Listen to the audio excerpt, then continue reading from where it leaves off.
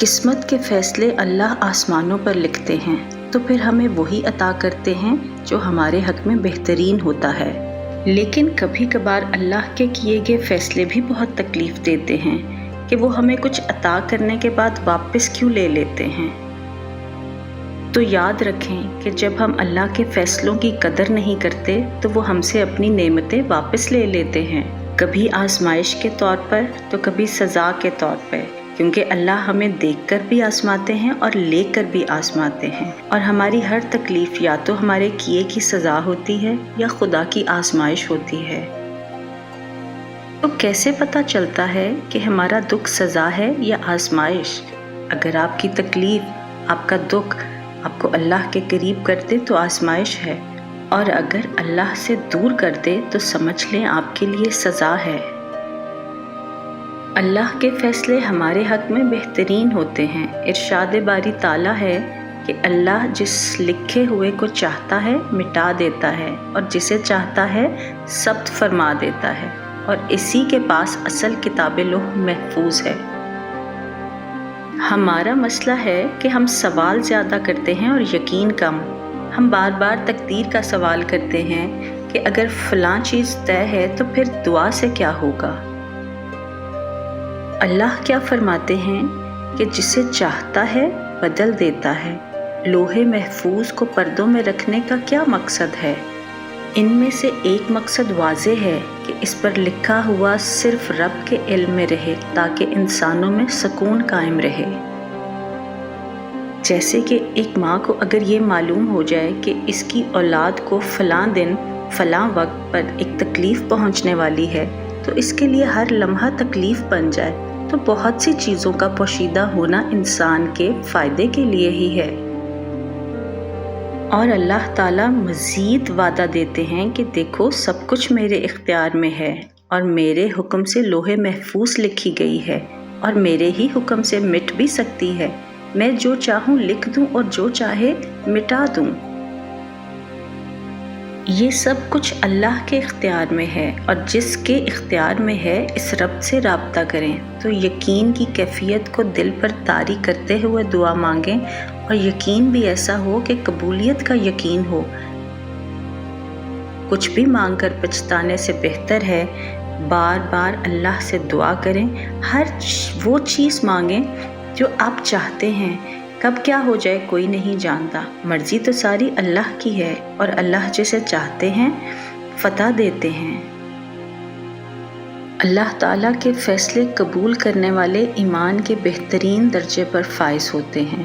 ان کی چاہت پھر اللہ کے سانچے میں ڈھل جاتی ہے۔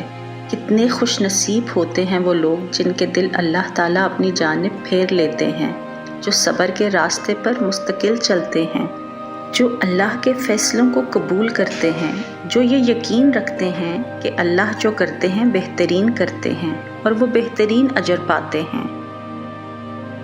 اکثر اوقات زندگی ہمیں اس موڑ پر لا کھڑا کرتی ہے کہ ہم بے بس ہو جاتے ہیں، گرنے لگتے ہیں، پھر یہ یاد آتا ہے کہ بے شک اللہ صبر کرنے والوں کے ساتھ ہیں، پھر دل اللہ کی جانب مڑتا ہے۔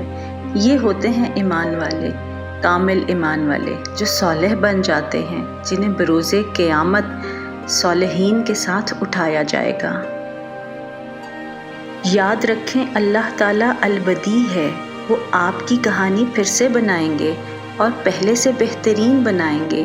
دنیا میں کسی انسان کی کہانی اتفاق سے نہیں لکھی جاتی۔ اللہ کی ذات ہر ذرے ذرے کے حال سے واقف ہے۔ کوئی چیز، کوئی واقعہ اتفاق نہیں ہے، وہ طے شدہ ہے، ورنہ معجزہ ہے۔ اللہ سے محبت کرنے والوں کی ایک نشانی یہ بھی ہے کہ وہ اللہ کی رضا میں ہمیشہ خوش رہتے ہیں۔ آپ کے دکھ درد اللہ کی طرف سے سزا نہیں ہیں، یہ آزمائش آپ کی ماضی کی خطاؤں کا نتیجہ نہیں ہے، یہ آپ کی بے سکونی اللہ سے ناراضگی کی وجہ نہیں ہے۔ یہ اس کے طریقے ہیں آپ کو خود تک بلانے کے، یہ بے چینی بے وجہ نہیں ہے۔ اللہ اپنے محبوب بندوں کو سزائیں نہیں دیا کرتے۔ اللہ جن سے محبت کرتے ہیں انہیں تکلیف میں نہیں چھوڑا کرتے۔ وہ دعاؤں میں اٹھنے والے ہاتھ خالی نہیں موڑا کرتے۔ وہ آپ کے سجدوں میں بہتے آنسوؤں کو بے مول نہیں چھوڑتے، آپ کی تمام خاموش دعاؤں کو بڑے غور سے سنتے ہیں، آپ کی تمام سسکتی فریادوں کو اپنے پاس سنبھال لیتے ہیں۔ اللہ جب آپ کو سجدوں کی توفیق دے دیتے ہیں تو وہ آپ کا انتظار کرتے ہیں، وہ بھلا کیسے آپ کو درد کی شدت سے گزار سکتے ہیں؟ یہ بس آزمائش ہے جو وہ اپنے محبوب بندوں کو دیتے ہیں۔ مشکل وقت میں آپ کا صبر آپ کو اپنے رب سے ملا دیتا ہے، اور جب صلہ کا وقت آتا ہے تو وہ اپنی رحمت کے سارے دروازے کھول دیتے ہیں۔ جب کن فرما دیا جاتا ہے تو آسمانوں کے فیصلے آپ کی رضا کے مطابق لکھ دیے جاتے ہیں۔ جو راستے اللہ سے جڑ جاتے ہیں وہ بہترین ہو جاتے ہیں۔ اللہ تعالیٰ کی طرف جانے والا ہر راستہ دل کو سکون بخشتا ہے۔ ایسے محسوس ہوتا ہے کہ اکیلے ہونے کے باوجود بھی کوئی ساتھ ہے۔ آزمائش پر صرف صبر ہی کافی نہیں، بلکہ اللہ پاک کا شکر بھی ادا کرنا چاہیے کہ اللہ رب العزت نے ہمیں آزمائش کے قابل سمجھا، کیونکہ اللہ تو اپنے پسندیدہ بندوں کو ہی آزمائش سے گزارتے ہیں، پھر تنہا بھی نہیں چھوڑتے۔ تو پھر ہمارے لیے تو یہ احساس ہی کافی ہے اللہ کا شکر ادا کرنے کو کہ ہم بھی اس کے پسندیدہ بندوں میں سے ہیں۔ زندگی سے اور اللہ سے راضی ہونے کا بس ایک ہی طریقہ ہے کہ یہ قبول کر لیا جائے کہ کچھ بھی ہمارا نہیں ہے، کچھ بھی ہمارا نہیں تھا اور کچھ بھی ہمارا نہیں ہوگا۔ یہ سب دنیاوی چیزیں ہیں جو اللہ کی ہیں، اللہ کی طرف سے ہیں اور اللہ کی طرف ہی لوٹ کر جانے والی ہیں۔ ساری محبتیں، ساری الفتیں، سب دوستیاں، سب آشنائیاں، آپ بھی، میں بھی، ہم سب اسی کے ہیں اور وہی ہمارا آخری ٹھکانہ ہے۔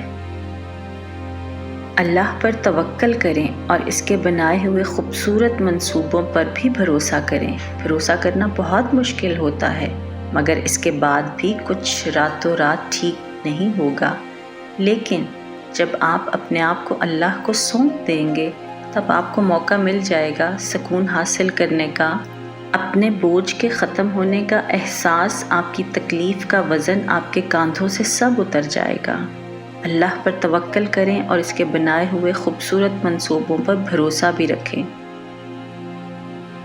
اللہ سب سے بہترین منصوبہ ساز ہیں، سب سے بہتر تقدیر لکھنے والے ہیں اور سب سے زیادہ پیار کرنے والے ہیں، اور جو آپ کی تقدیر میں رکھ دیا ہے وہی آپ کے لیے بہتر ہے، لہٰذا اسی پر بھروسہ کریں۔ اللہ کبھی بھی آپ کو مسلسل تکلیف میں رہنے نہیں دیں گے۔ اگر وہ ایک ہاتھ سے لے لیتے ہیں تو دوسرے ہاتھ میں صبر بھی تھما دیتے ہیں۔ جو دل میں رہتے ہیں وہ آپ کو تکلیفوں سے کیسے دوچار کر سکتے ہیں؟ صبر ہی سب سے بڑی طاقت ہے، اور اس سے بڑی طاقت اللہ پر یقین ہے، اور بے شک اللہ صبر کرنے والوں کے ساتھ ہیں۔ زندگی کی کچھ کہانیوں کا اختتام لا حاصل پر بھی ہوتا ہے، کچھ چیزوں کو نہ چاہتے ہوئے بھی چھوڑنا پڑتا ہے۔ کبھی کبھار ہم وہ چیزیں بھی مانگ لیتے ہیں جو ہماری نہیں ہوتی، جو کسی اور کا حصہ ہوتی ہیں، وہ ہماری زندگی میں بس آزمائش کے طور پر آتی ہیں۔ تو جو کہانیاں اللہ لا حاصل پر ختم کر دیتے ہیں، ان میں کتنی بڑی مصلحت ہوتی ہے۔ اگر اس وقت آپ کو اس بات کا اندازہ ہو جائے تو آپ ساری زندگی شکر کے سجدے سے نہ اٹھ سکیں۔ آپ نہیں سمجھتے مگر دینے والا خوب جانتا ہے، کیونکہ اللہ کے سوا کوئی آپ کا دوست اور مددگار نہیں ہے۔ تو خود کو اس کی رضا میں مکمل ڈھال دیں اور اس کی رضا کے آگے سر تسلیم خم کر دیں، اور اپنی خواہشات سے زیادہ اس کے حکم کو اہمیت دیں، تو اس کے بعد ہی آپ اللہ کی طاقت اور قدرت کے معجزے دیکھ پائیں گے۔